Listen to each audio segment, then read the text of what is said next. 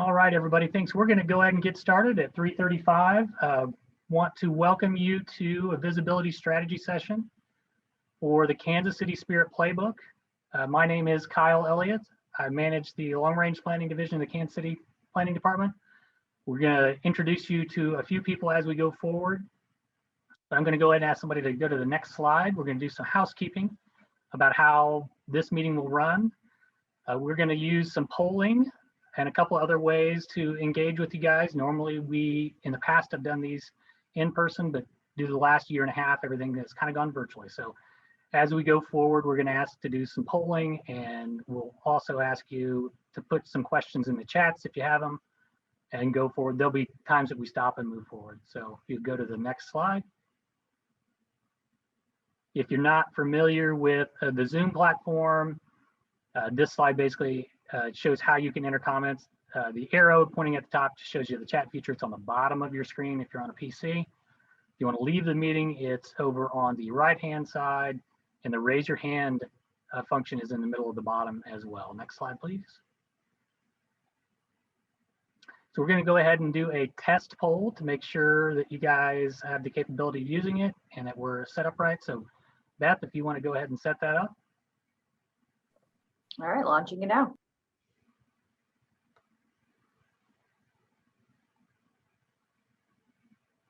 And it's okay if you don't have that feature, just let us know, put a message in the chat. We will still collect your information.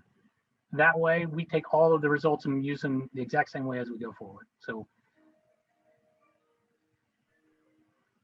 right, I'm gonna end the poll here in 5 seconds. If you haven't voted yet.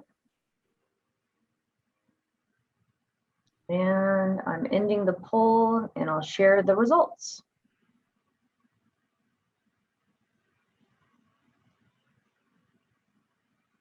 So we will be doing this throughout the presentation off and on to make sure that we get a lot of engagement with you guys, and that's really what we're after more than anything.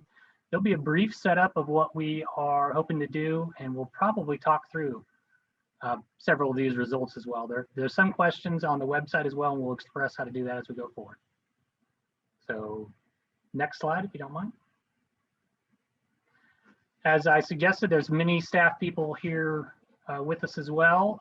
Jeff Williams is currently not going to be with us at the start of this presentation. If you're not aware, there's some protesters outside City Hall, and we're dealing with that internally. So the staff that's in the building is working from their desk. So Jeff will likely join us sometime in the middle of the meeting. Diane is not with us today. Beth, you can see on your screen as well. She's just waving to you. I am Kyle. Again, I'm the individual in the circle. Gerald, if you don't mind waving, will be leading us through most of the presentation as well, as will Brian Jackson, Bobby Evans, and Morgan Pemberton is here, but not in the office today. So next slide. So what we will do from this point forward is express what we're trying to do, and then kind of how the process will work. What we're doing right now is trying to get as much community engagement as we can to update the city's comprehensive plan. The previous plan we had was a plan called Focus. It was adopted in 1997. It's about 20 years old. Some of you may be familiar with that process. We used Focus to help on many things such as transportation, housing, livability, and also to help us on many of the plans that we put in place since Focus. When Focus came on, it was one of the few plans that we had. Since then, we've got a whole bunch of other plans that provide some real more detailed guidance on certain topics. The next slide that we're going to show you is the number of slides or the number of plans that we have. All of the red octagon on there, sorry, I gave it too many sides on the quadrilateral there, are the other plans that we've got going on. And what we're trying to do with the comprehensive plan is make sure that we relate to all of these plans as long as the city's business plan as well, and primarily more than anything, make sure that we have as much community engagement as we can through the process. So next slide.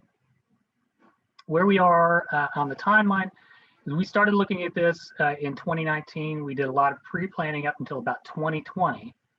And then in 2020, right before the pandemic hit, we started our public process, and then everything has pretty much been digital from this time forward. We're still on track, we think, to be completed with the plan by about 2022. So if this is your first meeting, please make sure you reach out to us. We'll get you as much information as possible. We have a very robust web page that we can work you through. If you have a group that you would like us to come and talk to as well, we will definitely do that on a virtual format at this time. But keep in mind, this is where we're at generally in the process. We still believe we're on track to finish it relatively quickly here and on schedule within about the next year. Next slide. As I said, if you haven't gone to our webpage, please do. Feel free to multitask in the middle of this meeting if that's something you're capable of doing, but it will better outline the information we have on the site. There's a ton of stuff about just general context. There's the ability to recap this meeting and other meetings that we have already had and future meetings coming forward. Really good site. If there are questions you have about this, put them in the chat. Please let us know. We'll move forward from that. I think the next slide that I'm going to kind of express to you really quick has to do with the public engagement that we've done so far. I am not going to read through this. I just want everybody to take a look at this and let us know if there's any additional ways as we go through that you think would help us better engage with your public. The biggest challenge that we have going forward right now is we can't go out and physically meet with people like we normally would. But as of right now, our primary mode of communication has been the city's webpage. We've done a multitude of public meetings as well. We've emailed anybody that we have contact with, Facebook, Google, bus ads, and things like that. So I mentioned that not to suggest that we've hit all avenues, but more for you guys to consider. If there's a way to better communicate with your neighborhood or your groups, please let us know. That is something we are as interested in doing as about anything we possibly can. With that, I'm going to hand it over to Gerald Williams. He's going to talk you through what we're planning on doing in this meeting and how we hope you guys can help us. Thanks, everybody. Good afternoon, everyone, and thank you for being here. And thanks, Kyle, for that good introduction. So this slide is showing you the draft vision statement that we've created through public input, through collaboration with our empowerment committee, which I'll talk about in a moment. And I don't want to spend a great deal of time here, but I just wanted to introduce this statement to you all. The next slide has a series of more descriptive statements that support this first sentence here. But this is intended to set the tone for the whole plan. It's also intended to describe a future city, a future state that we're all trying to achieve, and then the things we talk about tonight, and in many of our other meetings, are really talking about how we begin to achieve this vision that we're showing you right here. So again, I'm not going to spend a ton of time on it, but I would encourage you all to familiarize yourself with that, and I think we have a place on our website where you can review it and provide comments and feedback on that as well. So next slide. So again, this is a series of additional, more detailed statements that support that vision statement, that add some detail to it, that really kind of dive a little deeper into the weeds about what we want our city to look like, to feel like, to function like in the future. Some of these relate to specifically to the things that we're going to talk about tonight. But again, this is a description of the future, and then our goal statements, which are the next slide. And again, all of this was created through public input, through our previous focus plan, through you know, our empowerment committee input. So there's been a lot of input and a lot of information that's gone into these statements. These are our 13 goal statements for the plan, and these tell us, or begin to tell us, how we achieve that vision that we just talked about. And there are several on here that you'll see that relate to visibility, the creating a well-designed city framework, supporting vibrant cultural, arts, and entertainment amenities, preserve and celebrate our community character, history, and landmarks. Those all, you know, those three and probably a few others relate specifically to this visibility topic that we're talking about tonight. So next slide. So the way we've organized this phase of our public engagement is around these 4 blue circles you see here: mobility, serviceability, visibility, and livability. Again, tonight we're talking about visibility, and I'll talk in a minute about what that means exactly. And we also have what we're calling an empowerment committee, which is kind of the overall, the committee that guides the overall direction of the plan. And that's composed of a diverse range of residents and stakeholders throughout the community. We work with the mayor's office to develop the list of people. It's about 25 people or so on that committee that we meet with regularly. We'll be meeting with them next week to report out on our recent mobility and visibility public meetings, including this one. Next slide. And then to support that empowerment committee work, we're hosting these public meetings around these 4 broad topics. We're calling these strategy sessions, and tonight's meeting is one of those. Right now, we're doing visibility and mobility. Those are the 2 we're focusing on at the moment, and very soon, this fall, we'll begin both serviceability and livability. We'll begin those processes, and the meeting you see tonight will be very similar to what will happen through those 2 processes as well. And I'll remind everyone, in case you weren't aware, that the mobility sessions are happening kind of concurrent with visibility right now. So keep your eye on our webpage and our social media for the next meeting for mobility as well. Next slide. So visibility kind of revolves around these 5 headings. Urban design and public realm is, what does our private development look like? What does our public spaces that complement the private development look like? And how do those things function? How are they designed, and those sorts of issues.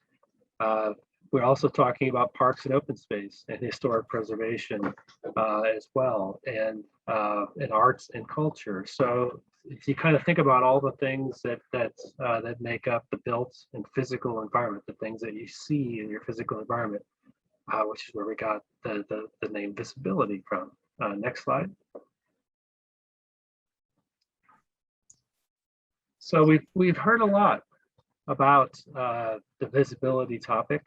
We've been doing this now, as Kyle mentioned, since May of 2020. So we have been taking input, asking questions and polls, attending meetings, having public meetings and conversations with people, and doing surveys on our website and otherwise about issues related to visibility.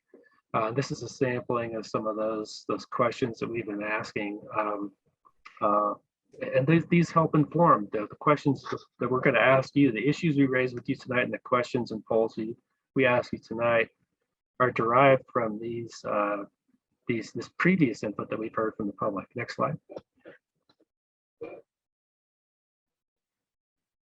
So we've heard a lot. As you see here, almost 1,700 responses related to visibility. These bullets on the right here show you just kind of a sampling of what we've heard about placing buildings on the street with an entrance facing the street or the sidewalk, and changing our zoning code to be more flexible about encouraging density throughout the city, and encouraging more historic or preservation of our historic buildings as well. So again, just kind of the tip of the iceberg, but again, just to let you know that we've got and we have analyzed and summarized a great deal of public input related to visibility so far, and we'll continue that tonight. Next slide. So in our first public meeting for visibility, we dealt with those first 2 topics, urban design and public realm. And so we covered a range of topics in the meeting. We didn't get through all the questions, and we probably won't tonight either. But we continued those polls and questions on our website with online polls to kind of finish out that discussion. If we don't get through tonight's questions related to parks, open space, historic preservation, and arts and culture, we will do the same with you all tonight. So any questions that don't get asked of you or polled with you this evening, we'll put those on our website to continue that conversation. So again, tonight we're dealing with parks. and open spaces. We're dealing with historic preservation and in arts and culture. Next slide.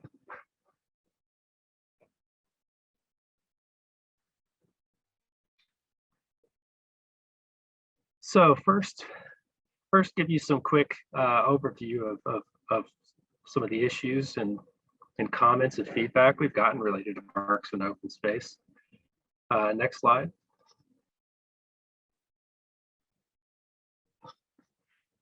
So we've got, and this is kind of a recurring theme. You'll hear us say this several times tonight, but we have lots of planning that's been done since 1997 when the focus plan was done. We have area plans, we have other citywide and corridor plans, and all of those talk about parks and open space, and we don't want to lose that. We have a massive database that has every recommendation in the focus plan, in our area plans, and in all of our other citywide corridor and neighborhood plans. And we've tagged all those recommendations according to what subject matter they cover, right? So we're able to track how many recommendations talk about parks and open space, and as you can see, there are a lot. We don't intend to lose that content, and we do intend to carry forward as much of that is still relevant, which I think most of it probably is, into the new comprehensive plan. And we've discovered a number of recurring themes as we've reviewed those plans that we've seen reflected in the last year and a half or so of public input and public engagement through this process as well. So there's a lot of consistency there. We continually hear these same recurring themes. Next slide. So if you're looking at some of those recommendations, some of the conclusions we've seen around parks and open spaces would be that we need to better utilize and activate our waterfronts in the city, that we need to proactively preserve open space from development. We need to identify those important areas and preserve them or reserve them from future development. We need to create a connected system of parks and trails and open spaces as well throughout the city. We need to improve and I think also be more consistent in our maintenance in different areas of the city and our parks and boulevard. We need to better program and activate our parks and make them more accessible as well. And again, this is what we've seen in the plans that have been done, say, since 1997 when Focus done, and this is also what we've heard from the public. It matches up pretty well with what we've heard from the public over the last year plus that we've been doing the comp plan update. Next slide. So here's a little bit of what we've heard from you about parks and open space through our public meetings, through our online engagement, etc. We've heard about increasing connectivity between parks and trails. The comment here about increasing festivals, and I think that talks to the activation of the spaces. We hear a lot about activating public spaces, and again, that's consistent with our planning recommendations we've seen previously as well. So this is just a snippet of our public comments we received. There are many more of these, and again, we'll continue to use these as we're developing more detailed strategies. Next slide.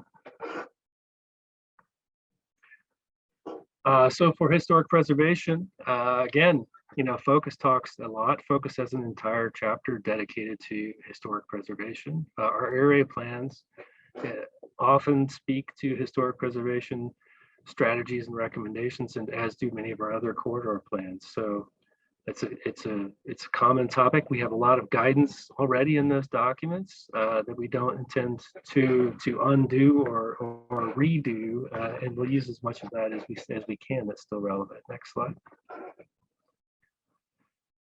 So some of the big themes related to preservation include preventing the demolition or neglect of our historic buildings, and doing that by creating incentives or other financing tools that help to preserve those and prevent the demolition of those structures. And being proactive in protecting, I think, identifying our assets as well, and better awareness of our historic resources as well. So those are citywide policies and recommendations we have now that we'll be sure to carry forward, in addition to many more that will help, that you all will hopefully help us identify as we move forward. Next slide. So these are some of the comments, again, specific comments about preservation we've gotten from the public through our website, through various polls and whatnot. I think in the interest of time, I'm going to not go through these in too much detail, let you all take a quick minute to review these, but I think we will go on to the next slide so we can begin our polling. I think we're getting close on time. Maybe I'm being too slow. So arts and cultural assets, again, we hear a lot in focus. We've reviewed all these documents. We're going to carry forward these ideas. Next slide. And some of the things we've heard include creating viable places for artists to continue to live and work, creating those arts districts, throughout the city, investing in arts, and we have a question or two about that hopefully we can get to tonight, and realizing that arts is more than visual arts as well. So yeah, you'll see some of these things, I'm sure, came from our big 5 questions where people were telling us what they like about Kansas City. So that's why you see things, the phrases like the culture and the arts and the artists and craftspeople and innovators. These are things that people like about Kansas City, public art and all the fountains, right? So the creative residents, the amazing arts and culture, right? So we see these recurring ideas stated again and again. Next slide. So tonight, around those 3 topics, we're going to introduce some goals and frame the issues around each of those goals and have a discussion with you all, get some comments, some feedback.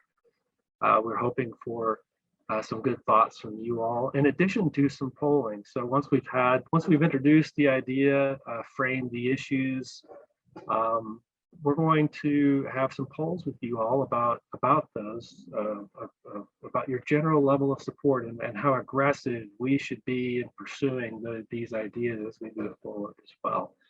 But we also want to be sure, so as we're having these discussions, to put your comments in the chat, your questions in the chat, raise your hand if you want to make a comment or ask a question as well, and we'll be sure to get to you and allow that to happen. So we don't want this just to be us talking and you answering a poll. We want there to be a dialogue as well.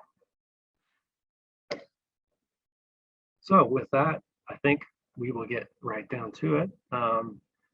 This is our first goal, our first question for you all tonight, essentially, and this is related to parks. We're calling it Parks for All. But this goal would state that all Kansas Cityans will live within a safe and comfortable 10-minute walk of a park. And we're saying, we're estimating that 10-minute walk is generally a half mile or so. So this idea, realizing that our city is developed, it continues to develop. So we have existing areas, right, that may or may not be within that half-mile walking distance of a park. And how do you solve that problem? So this can include, mobility improvements, pedestrian connections or pedestrian improvements. It could just simply be a really difficult and wide intersection that's preventing some people from getting across the street to get to the park, right, or something like that. It could be new parks. It could also be improving, enhancing, or activating the parks we have. Maybe the problem is that the park that's maybe within that half mile just needs better improvements or some usable features that aren't there now. Accessibility improvements could also be part of this as well. And generally new development, new activation, new enhancements to existing parks and new development patterns as well. So how can we change that new development as it comes in to promote this idea of a half-mile safe and comfortable walk to a park? And please, as we're going through these, I see a few comments being dropped in. So please drop comments, questions into the chat. Raise your hand if you've got a question or a comment you'd like to make related to this goal that we're about to talk about here as well. So some of the issues related to this Parks for All idea is, it's incremental. It's meaning that, it can't all just happen at once, that our city is so developed already that those areas that don't enjoy that convenient and safe access to a park, it will take time and thought and planning and cost, to repair that or to mitigate that issue. So there's time considerations for sure. There's cost considerations, obviously. It's going to require other improvements, aside from walkability improvements. The programming of the sites as well is going to be important. It does support our other planning goals. I think this is strongly related to our livability and our mobility strategy sessions as well. And I'm sure it hits many of those 13 goals that we talked about earlier in the presentation. And obviously, there are major equity components to making parks accessible within that 10-minute walk as well, especially if we're focusing in the right areas, some of those maybe disadvantaged or underrepresented areas of the city as well that have historic lack of investment. So, Gerald, we do have a few comments in the chats as well. I'm going to go from the bottom up. Sorry, trying to get to the top of it. Okay. Yeah, I see one comment. Sorry, from Vicky about a map that shows that half-mile, and I think that is something we if we don't have, we need to create as a half-mile buffer around parks, and then trying to calculate how much of the city is outside of that buffer. Yeah, that's and there's definitely a comment about developers sharing the cost or bearing the cost for existing and new park systems. Also about making sure that the parks have opportunities to grow things such as orchards and other options. And there's a few more coming into the chats as well. Those of you that are putting in the chats, please put them in there. Those are all great suggestions. There's a suggestion that there's funds, federal funds to assist in some of these areas as well. Does anybody want to say anything about one of your comments or expand on one of these thoughts? If you do, raise your hand in there and we'll pull you out. Thank you.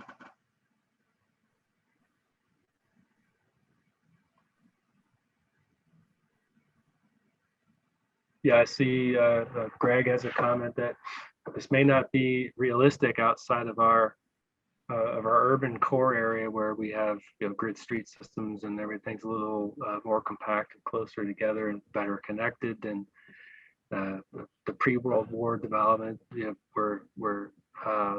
were designed more for pedestrian transit activities than the automobile, as developments tended to be after World War II, right? So that's a retrofitting challenge for sure. Yeah,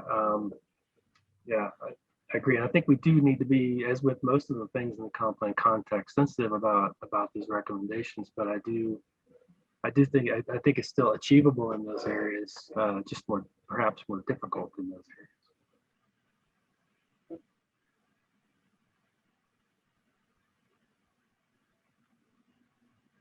Good afternoon, everybody.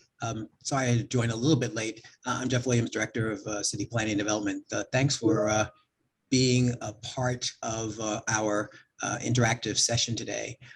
One of the things I just wanted to share a takeaway and thought, I'm really appreciating the comments, because the comments that we're receiving in are letting us know that it's the idea of not only about something that's designated park space, but what exactly is happening in a particular park.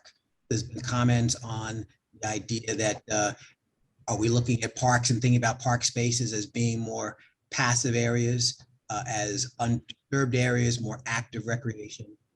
So I think a good cross-referencing on our part with, obviously with our Parks Department, understanding what their master plans are calling for with a variety of the different park facilities they have, and understanding where there's kind of a crossing and connections. So can we look at the opportunity to look at some of that more passive space and make it more active? Are we making sure there's a good balance of a variety of different resource types? Or even though a park might be a 10-minute walk away, it might be different for what the themes or orientations of a park. 10 minutes walkable in a highly urban area versus a 10-minute walk to a park space that's in a lesser, lower density or undeveloped area. So the comments are really helpful, I think, to us. We know all the different nuance and facets that would go along with having easy walkable access to parkland.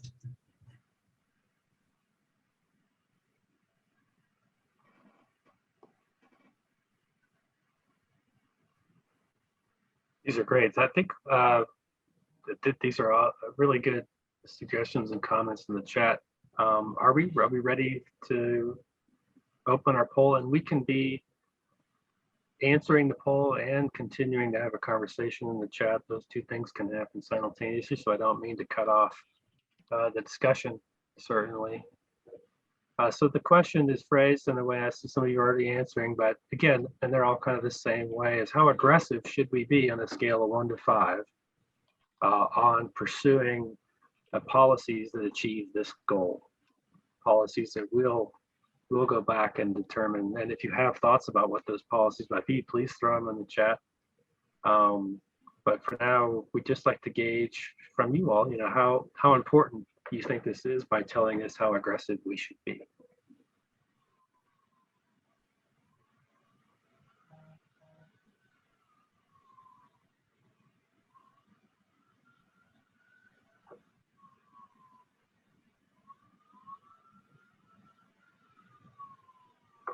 I see a comment about partnering, in general, I think is a great suggestion. It's just in the way to better activate and utilize our parks, and Giving Grows and Casey Community Gardens are certainly good partners. And the Orchards idea, certainly it's more than just access to parks, but access to healthy food as well. So we're going to keep the poll open a little bit longer. If you haven't voted, please do.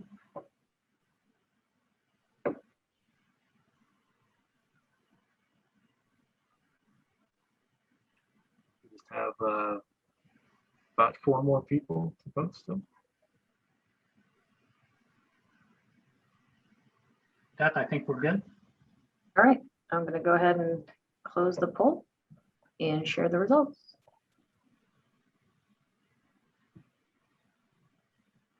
All right, so this looks like a pretty popular idea. Way more than half of you thinking that we should be either moderately or very aggressive. That's and I think that shows us a good direction on that one. Good support. All right,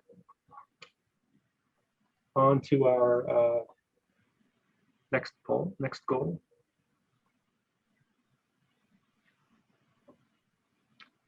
So this goal is, we're calling it Community Partners. This goal is really about increasing community engagement as we make improvements and plan improvements for our park system. So as we talk about actual capital improvements or enhancements, as we talk about how we can activate, develop partnerships and things of that nature, that having a broader or maybe a more robust community engagement and involvement in those decisions. Next slide, please. So this can add time, to to a project. It certainly will take time, I think, to get something like this fully implemented as well. This does require community buy-in to do this. The dialogue has got to be two-way. You know, the city can seek community engagement for how these parks are improved or programmed, but it's got to be a two-way conversation. But I think it also strengthens community buy-in by having the conversation as well. So there's definite benefits to spending the time and making the commitment to having broader community direct involvement in how their own neighborhood and the parks in their neighborhood are improved and utilized. This hits a lot of goals just as the previous one did, as parks tend to do. You know, they hit a lot of our livability, a lot of our other goals as well. And so next slide.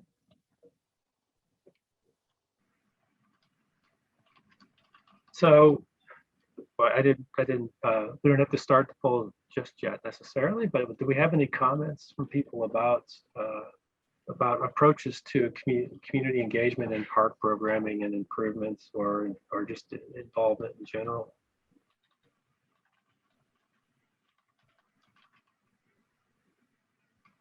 Greg's asking, where is the Parks Department in this conversation? We actually met with them this morning. We reviewed all of these questions with them, plus some other ones.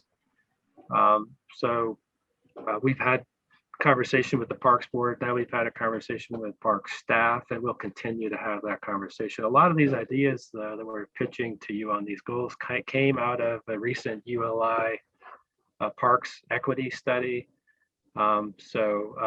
They've kind of been endorsed already through the Parks staff and the Parks Board as well. So they realize these are important issues as well. I guess it's a short answer to your question, Greg.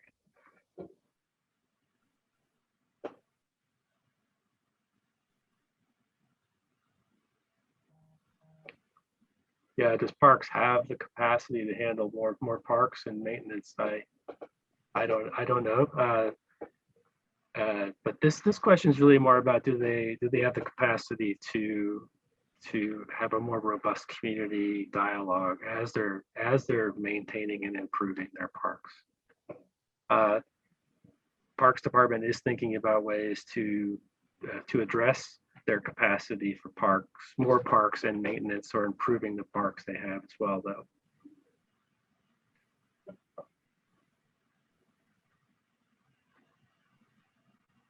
We have a comment about community engagement should include greater outreach. That people are struggling right now, and it's a luxury to take time. Yeah, to take time out of your day to do what you all are doing right now. We thank you all for that. So yeah, you need to develop strategies to make it easy and convenient for people. I totally agree. That's got to be part of this parks community outreach initiative.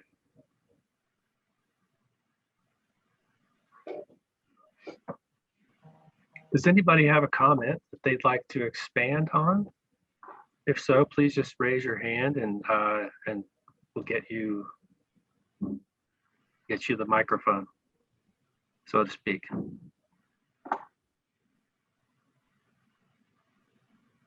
Well, what do you all think? Are we ready to do our poll? I think it's okay, Bo. Okay.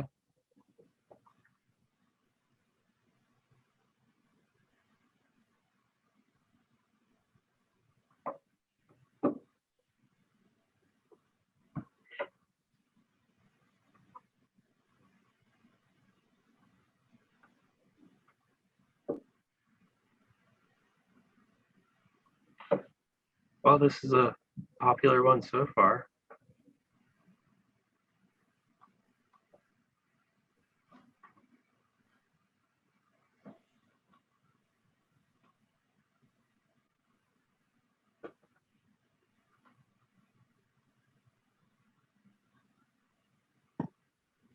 So if you looks like, people haven't voted, if you want to vote, please do.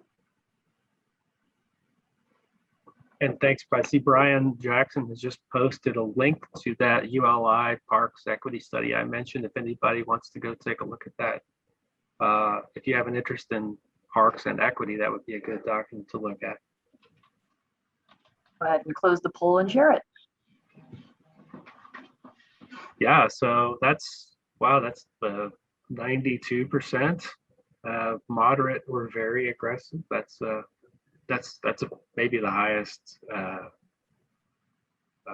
level of aggressiveness we've seen endorsed so far in one of these meetings. So that's great. Does anybody have anything they'd like to say about community engagement before we move on to the next topic? And I believe the next one will be related to preservation, the next two actually. With that, I'm going to hand it over to Brad Wolf and let him guide you all through the next two questions. Thank you. Can everybody hear me okay? You can, Brad. So, okay.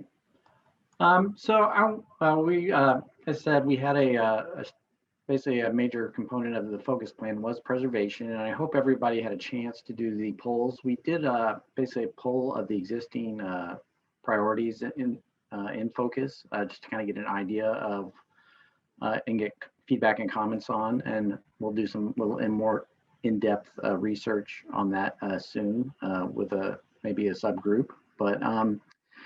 But there's a couple of comments that came up quite often, even in the various meetings, as historic housing stock and how it relates to historic preservation, affordable housing, and sustainability. A lot of topics that kind of go throughout our goals in the new plan. So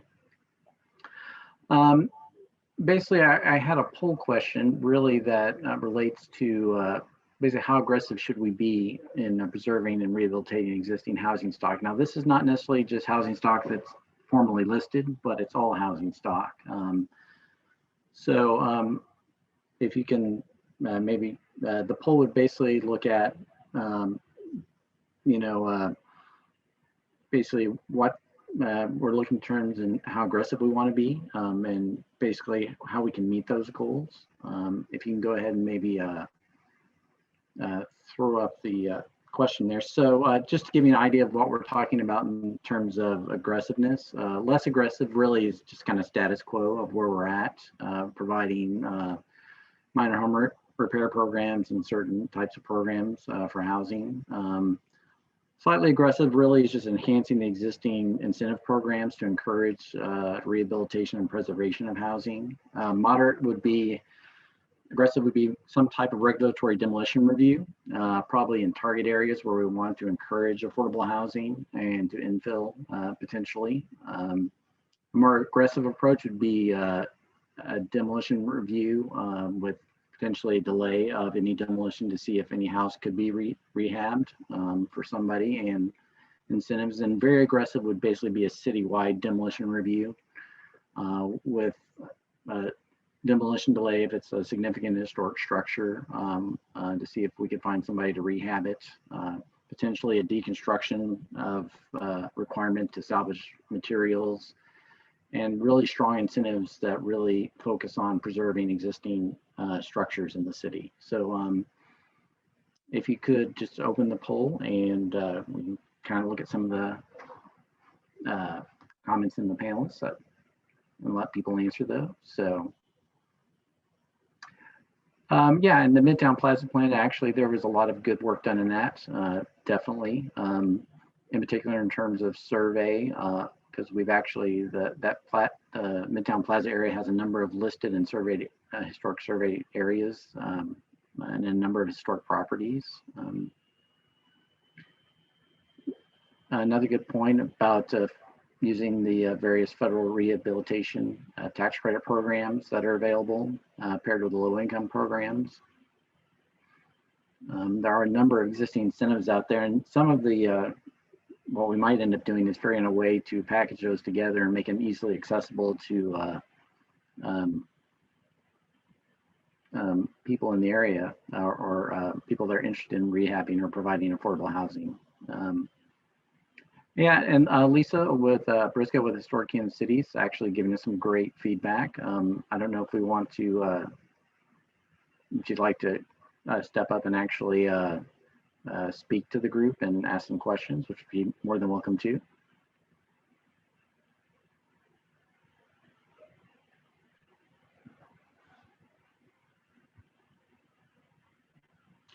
Another great comment, and we actually saw this in a pilot deconstruction program. We not only paid to deconstruct and reuse materials back in 2009-10, but we also taught workers how to do that and provided a skill. So you're right, it's a good training opportunity also.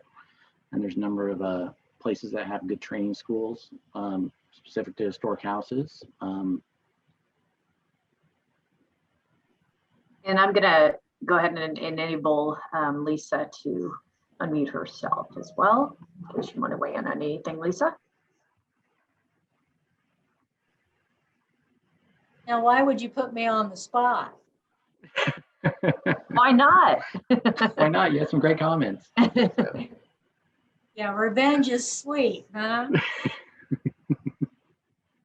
Some of my comments were related to just the number of studies that you all are familiar with that are out there that are reaffirming the things that Brad has already mentioned about the many multifaceted benefits that preservation has, and also the many studies that also connect the viability of older structures, whether or not they are landmarked, historic, or simply older, how they can be used as a viable piece of infrastructure for all cities to begin to address the affordable housing question. As well, Brad mentioned the demolition delay. For those that may not be familiar, that is something that many peer cities have across our country. That is something that Kansas City for years has unfortunately not implemented, and that is something that really its time has come to begin to help preclude a lot of the losses that we're all familiar with that have occurred over the years. Thanks, Lisa. And I'm going to go ahead and promote Maggie, who would like to say something as well. Go ahead when you are able. Maggie St. John.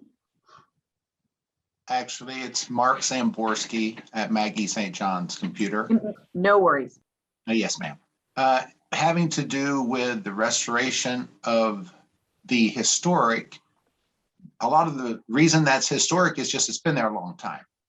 And in most cases, I would say, has outdone its usefulness and is not sustainable anymore.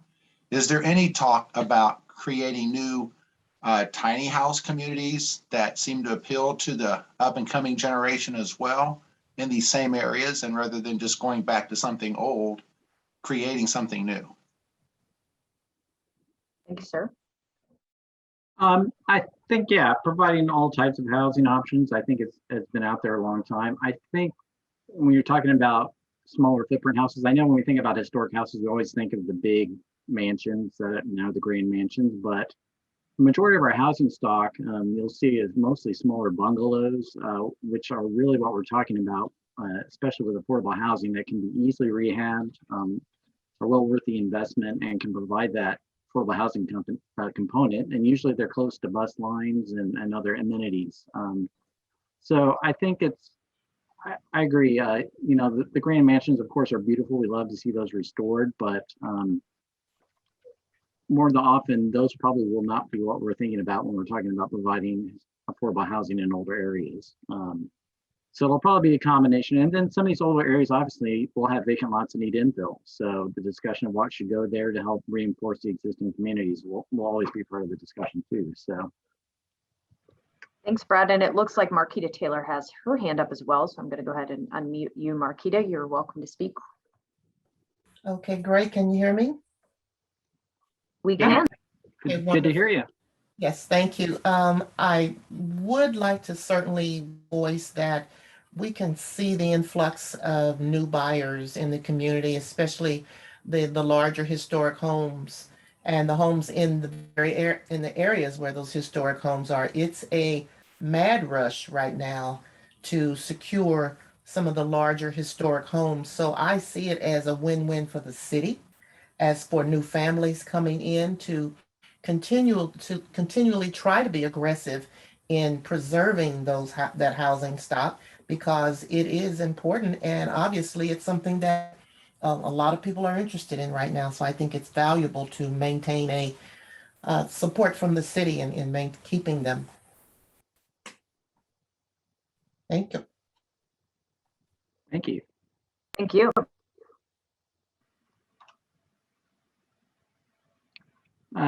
Thank you for all the comments. We actually might go ahead and move to the next poll so we don't get too far behind and kind of continue the discussion. So when we were talking about, when I was talking about the number of buildings in Kansas City, we have not, part of historic preservation in a city planning function, we actually like to know what we have. So we go through and basically look at some basic information on buildings, building dates, maybe who built them and how they're significant. It's called a historic resource survey. And Kansas City obviously is a very large city, and we've only done a small portion of it. Usually I get inquiries right now, mostly it's volunteer based unless we have a project related to it that helps pay for it. So, so really this next poll question is, you know, how aggressive do we want to be on identifying areas that are historic and building types are historic, and which really can help us maybe target areas for incentives, you know, and various other things, and what's really a major priority to preserve. So, so really right now our survey is, I said, mostly work with volunteers to survey their community as staff, and then maybe we'll do one if there's a project related to it, like a development project, and we're surveying properties around it. But in slightly aggressive, we basically do more encouragement in the community and see if we can get more areas surveyed. Basically, in the moderate level, we'd actually do a regular, probably annual application for grants. The city would annually basically allocate the matching funds to do those surveys. And we could systematically get through that, which would take probably, given the size of the city, probably another 20 years. More aggressive annual city funding, that's actually much higher, and see if we can maybe set a target of 15 years. And then very aggressive, this would be funding like a citywide survey. And there's a number of examples. Survey LA is probably one of the more popular ones I've seen. Basically that you get contractors and groups together to really to survey the entire city at one time, really to get that everything together. So I'll post that link in the chat so everybody can look at that. But yeah, go ahead and open the poll just to give you an idea of what that would be like. So, and really it said it's a commitment of time and financial resources and staff time really to get this done. So.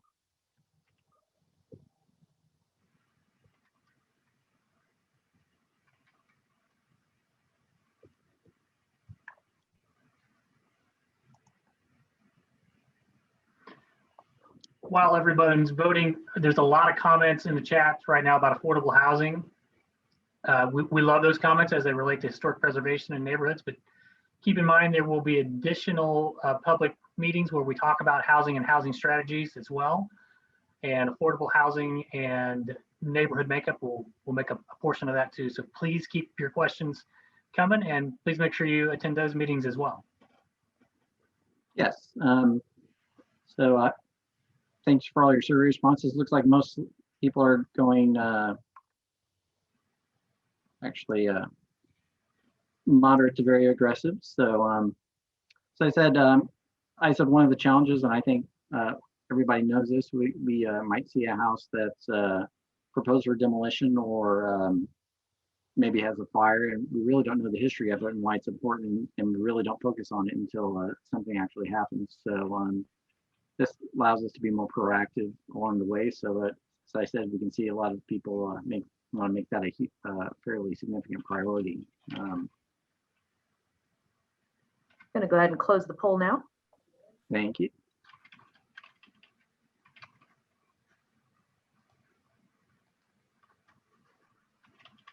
Trying to look at some of the other comments here.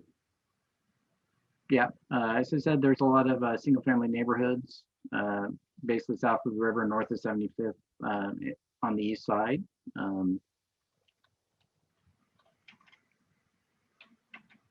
Yep, renovating the existing, also engaging the community. And yes, one thing good about the survey process is that we try to engage basically the neighborhoods as part of that process, because a lot of the neighborhoods know their history, and hopefully it'll build some pride in their community.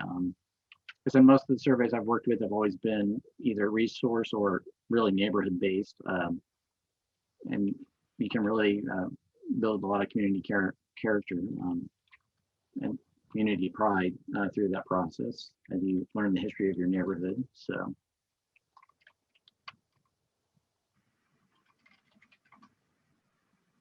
Let's see what else? Bring more comments here. Said these are great comments. Let me double check.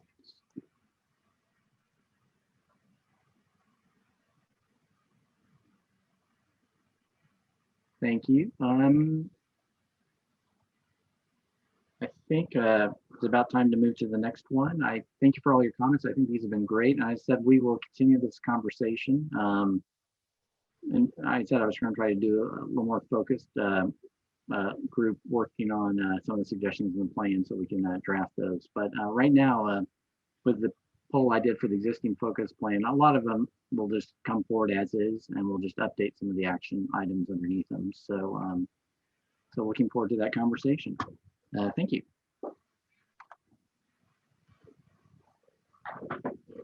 Hey everybody, I'm Bobby Evans. I'm a planner in the Long Range Division. I'm going to talk about a goal we've discussed that's we're titling Art Reflects the Community. So the statement here is Kansas City should prioritize the creation of new public art installations and pieces within communities that have been historically underrepresented in public art and landmarks. Additionally, new public art should reflect the diverse character, history, and identities of the city's neighborhoods, corridors, and individuals. To kind of just reiterate and summarize, it's the idea that our public landmarks and public art should reflect the totality of our city's history in terms of representation. Next slide, please. So the considerations that we want to put forth regarding this goal is that putting something like this and making something like this happen will require additional time and planning. You know, it's got to be a thoughtful process. Additionally, art is subjective. Not everyone's going to like a piece, and you know that's kind of almost goes without saying when you're talking about public art. Like most other things, it's going to be incremental implementation, not all happen at once. That's oftentimes a good thing for making sure that you get a policy just right. It's going to require community buy-in quite a bit. Also, on the positive side, it will help strengthen our community identity and you know, tell a more complex and detailed story of who we are. And it will also expand the role of arts and artists in the community.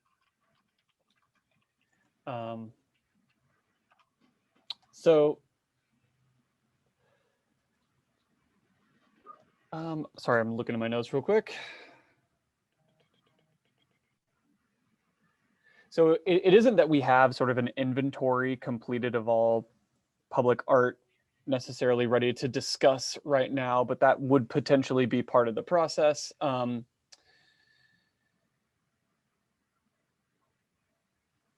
Yeah, and then, you know, it would essentially be a policy related to public art to ensure that we are accurately representing our history and population. So I guess we can probably, let me look at the chat.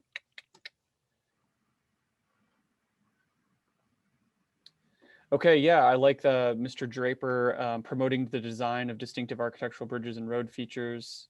Oh, wow, there's a lot in here while I was reading.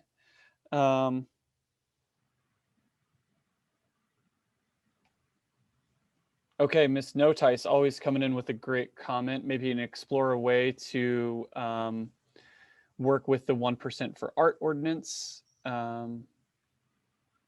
Yes, underrepresented or historically included. Sunny, yeah, that's exactly what we're going for. You know, in those terms, yes, please know that we're with you on that. Yeah, you know, really getting a good inventory of our art and landmarks is something that would be part of this process as well. What we're envisioning. Quinthela, yes, agreed about the distribution of art throughout the entire city for sure. Mr. Rivas, well, 1% of art, maybe 1% can also work toward PIAC that advances neighborhood oriented or find a way to fund the localized art and landmarks. Yeah, yes, these are all like really creative. And those are, we have a question coming up if we get to it about expanding the 1% for art too. So, yeah. So keep those comments coming, but yeah. Yeah, absolutely. And so maybe we can kick this poll off so we can get to that particular question because it seems that there's a lot of interest there. So yeah, I'll read it while y'all are voting. Prioritize the creation of new public art installations and pieces within communities that have been historically underrepresented or excluded in public art and landmarks. Additionally, new public art should reflect the diverse character, history, and identities of the city's neighborhoods, corridors, and individuals. How aggressive should we be? 1 to 5. So far, what do we got? And continue to drop ideas about how we might achieve this goal in the chat too. That's always welcome. Yeah, absolutely. I'm always so impressed with the amount of creativity coming out of the chat, and please understand that we do use this, and the chats become, you know, part of the engagement record regarding this comprehensive plan process. And, you know, like we've probably said a bunch of times, the pandemic has forced us to pivot most of our activity online, and so we're doing everything we can to try to get people engaged, but safely. So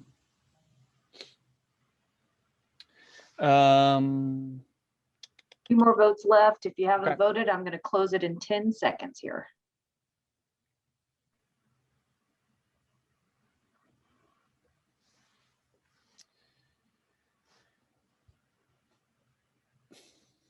All right, I'm gonna yeah, so it's looking like moderately aggressive to very aggressive wins the day again. This is a pretty popular idea. How are we looking on time? Is it okay? Just keep plugging away, Bobby, and we'll get as far as we can. Yeah, you know, we have another art question, and I think maybe, and they kind of blend together to a certain degree. So if I can, I'll call on someone to discuss their answer or share some thoughts. If someone wants to raise their hand as well, please let me know. But we can, I guess, move on to the next question. Okay, so we're going to do one about density in parks, but then we're going to go the last one's about art. So we can do that if folks have a strong opinion about art. Okay. So this one, the title of this one is Density Around Parks. So the idea, Kansas City should allow and encourage high density residential development and related commercial uses around established parks and trails. Some examples include, but are not limited to, apartments, townhomes, neighborhoods serving small commercial.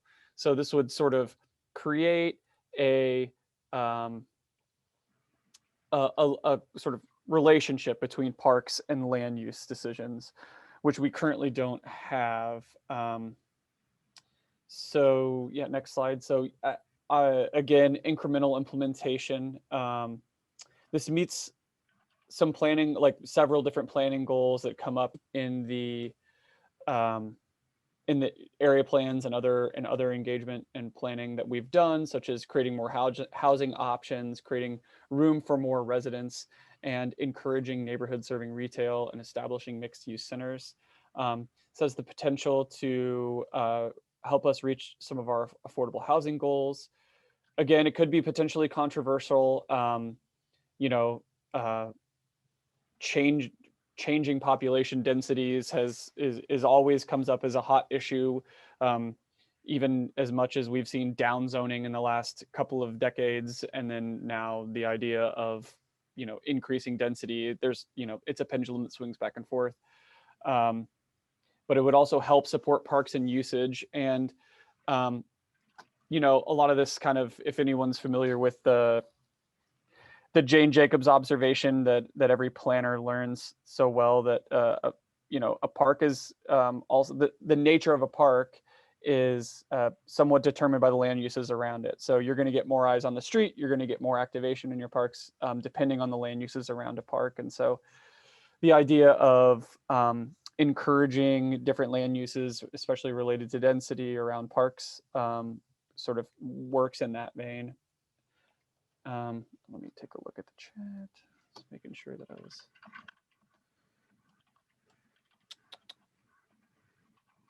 Oh, okay. Sorry, there's still stuff in here about Vicky Notice. Maybe we should switch it around and make sure new townhomes, higher density housing include parks. If we allow higher density around existing parks, need to be careful of gentrification issues, inappropriate design, etc. Yeah, agreed. Brad, we tried to do this in Redbridge, killed by City Council member Scott Taylor. So it's not a new idea, as it turns out. Maggie St. John, which is not the name of the person using the computer. Would this goal also move towards requiring parks in high density residential and commercial areas? That's an interesting point to bring up. Is that a reflexive relationship? So there is, in terms of like development regulations, there is a parks and open space element to development requirements, I believe, but I don't know if this actually touches on that in terms as much as it would sort of change the land use around existing parks. Sunny, minimum ratio of density to park size that planners would stick to. It's hard to enjoy a park if it's crammed with people. Yeah, I mean, I guess there's a sort of fine line there, right? You need, you know, empty parks are one thing, but full cramped parks, I guess that's not necessarily for everybody. Bobby, yes. Bobby Baker had a comment. Oh, okay. It's coming in hot, coming in hot and fast right now. I need help. Bobby Baker, I don't know if you have the ability to talk or want to on the program you guys are doing as well. And we may have to unmute you.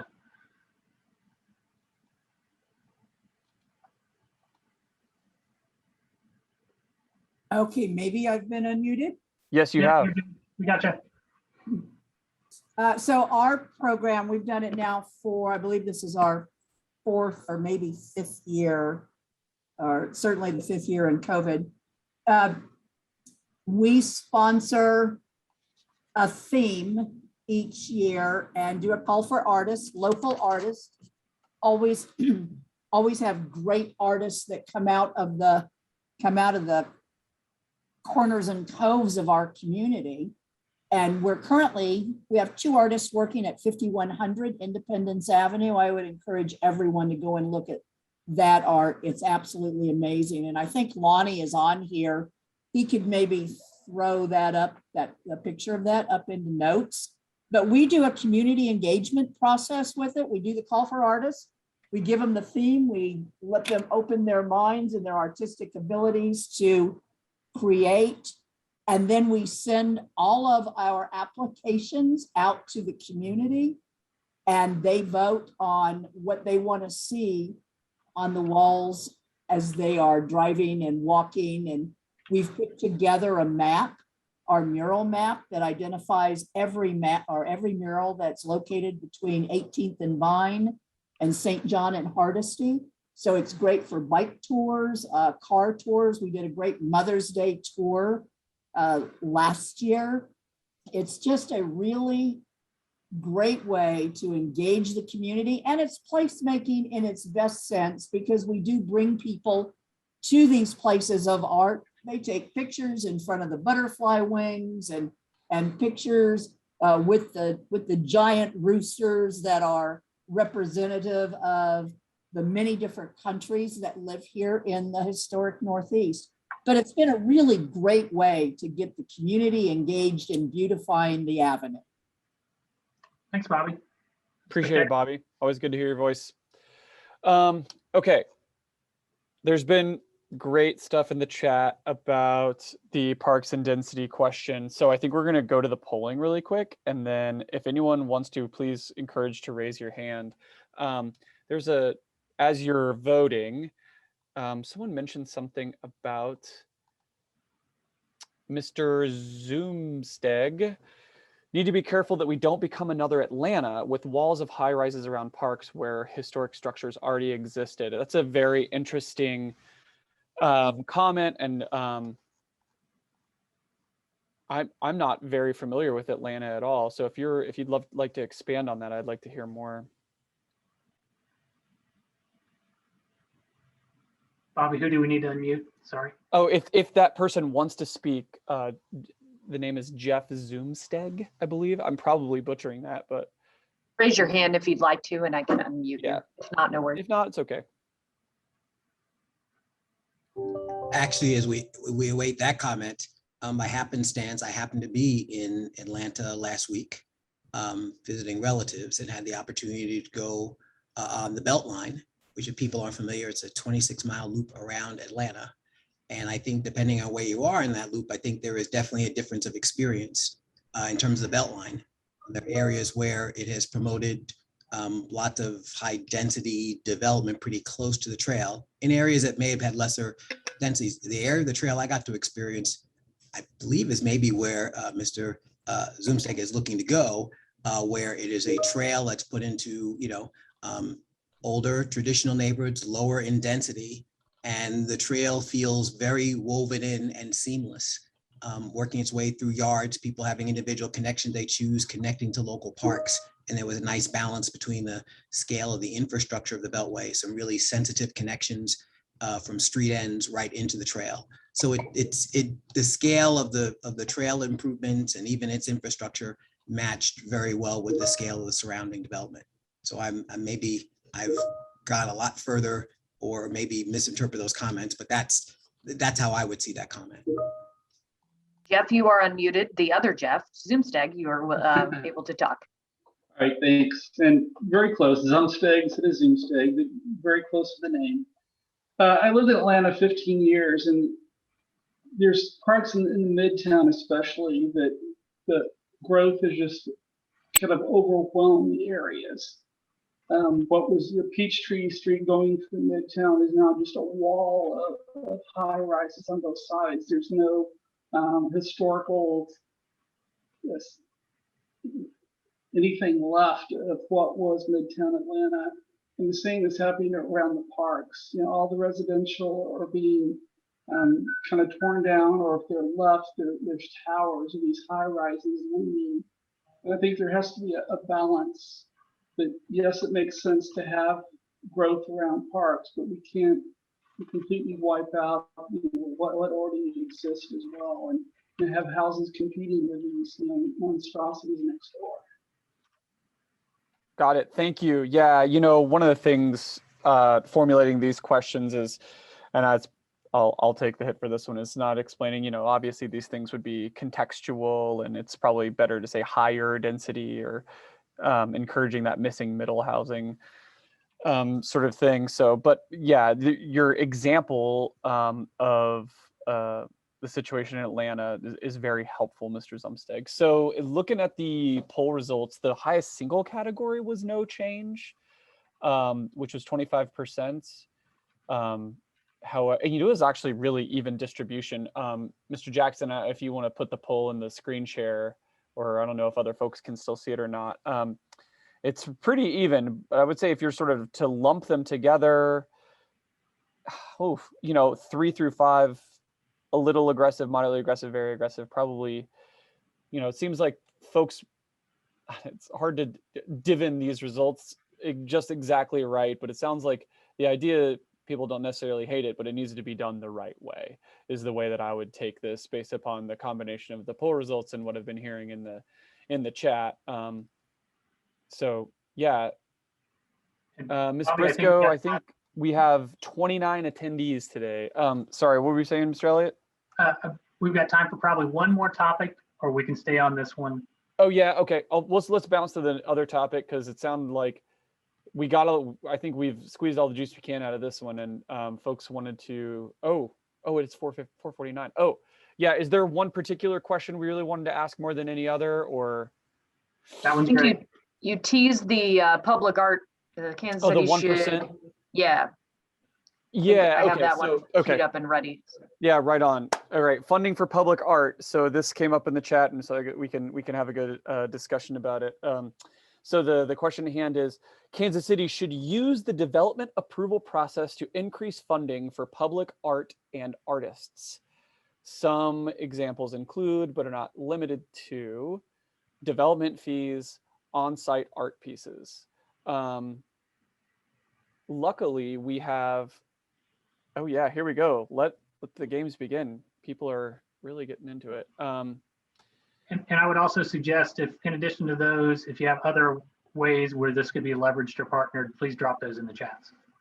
Okay, so yeah, the idea of requiring public art as a part of the development review and permitting process is, some of the considerations are, less development could occur. Again, art is subjective. Folks might not like some things, will like others. There's an equity piece associated with this in terms of making sure that art is, more equitably dispersed around the city. Positively, it would help gain support for arts and artists, but it also could impact the cost of development projects. So yes, I'm kind of trying to organize with making sure that my notes are up here. Bobby, you're doing good. We got about 3 minutes if we want to open up for conversation. Okay. Vicky Notice, always good to get it. Okay, this is good and would benefit from a connected straight. Oh, sorry, this is about the last. My bad. Well, okay, I guess the polling's over, and choice number 4, moderately aggressive, won the day with 38%, but combined with very aggressive, we're over 70. We had some folks saying less aggressive or no change. Does anyone in particular want to explain their answer or have a thought that they'd like to express? We do have a couple minutes before the end, but just raise your hand and we'll unmute you.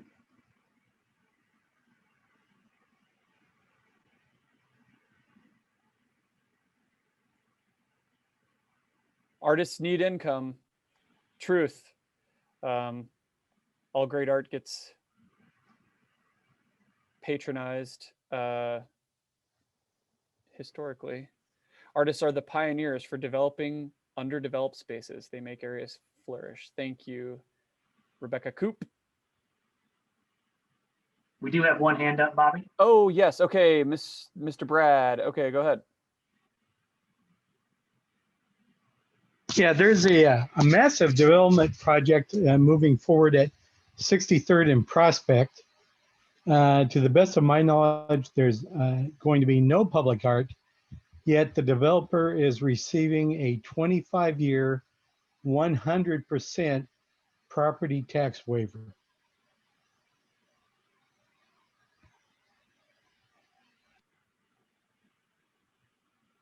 Okay. Okay. Thanks, Brad. Thank you, sir.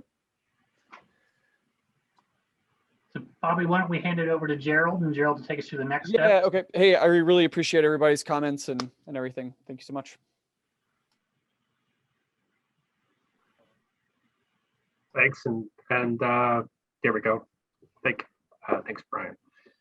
So quick next steps, and then I think Jeff Williams, our director, is going to make some closing comments. But we didn't get through all the questions we had lined up for this meeting, so we'll continue that polling and outlining those issues online immediately after this meeting. next steps for us are to take these conversations we're having, which are still pretty high level, but we're in the chat and in our conversation, we're starting to dive into some detail about some tactics and strategies to begin to achieve these goals. We'll refine those, and we'll be rolling those back out for public review in the coming months. So that's kind of where we're headed with this. This isn't the last time you'll see these topics. Where we'll be forming recommendations and strategies based on the input you all are providing, and then we'll be taking that back out for another period of public review when those are ready. Next slide. So I would just want to say there'll be a follow-up email. Please go to our website. There's a few more polls we need you to finish answering, helping us answer. And again, if you have any questions or comments on anything at all, don't hesitate to reach out to myself or Morgan. Our contact info is at the bottom of the screen there. And thank you all for taking time out of your Thursday afternoon and helping us with this conversation. You all did a great job as usual and really appreciate it. And with that, I will hand it to Jeff. Great, Gerald. Thank you. And again, on behalf of our whole staff, I thank all of you for participating and being highly engaged in our conversation today. This takes everyone's involvement to make sure that we come up with a comprehensive plan update that is responsive to not only where we are, but really looking at where we want to be as a city over the next 20 years. And teamwork as well through chat. I noticed folks were sort of seeing us as city staff involved, and maybe seeing us as staff. We're looking over the sides and corners. Know that we're doing that because to be able to make sure this meeting is as highly interactive as we can make it and as smooth as possible. It's a team of us working across multiple platforms and multiple screens to make sure that we are well prepared to receive all of your comments. And then also well prepared to make sure that we not only receive them, but capture them and move them forward in a way in which you can see them being put into consideration as the plan development moves forward. So this is my opportunity to thank our team, lots of the staff from our Long Range Plan and Preservation Division, our Public Information Officer, our Deputy Director. So we are all here and we're all grateful you are here. We're grateful that we have access to technology to keep in touch as we monitor all kinds of situations that are happening. Look forward to the process continuing. Know this is, there's always opportunities for you to provide comments. And we also encourage you to invite neighbors, friends, interested parties, folks that have like-minded interest in topics that were discussed today. Please invite them to next meetings. Share the web address was, please have them register. This plan is best when it best captures comments from all across the city from a variety of different perspectives. Make sure at the end of the day, we as citizens are in a place to craft a document that will be beneficial for us to grow equitably and in a healthy manner over the next 20 years. So thank you all very, very much for the time. One last commercial, August 26th, we believe is the date where there will be a session that goes back, and there's another session as we talk about mobility. So before the close of this month, August 26th, there'll be another session that you have the opportunity to participate in. We welcome you to do that. Hoping you find coming back more and more, you'll see that conversations are advancing. You'll see that we might be talking about mobility versus visibility, but finding some of the same common themes, common challenges, potential opportunities, again, to leverage all the great things about Kansas City, namely its the diversity and the interest and the wealth and knowledge of its people, to capture that, to make sure we grow well together. So thanks all very much for the time, and we look forward to seeing you at our next meeting. Thank you so much. Have a great rest of the day.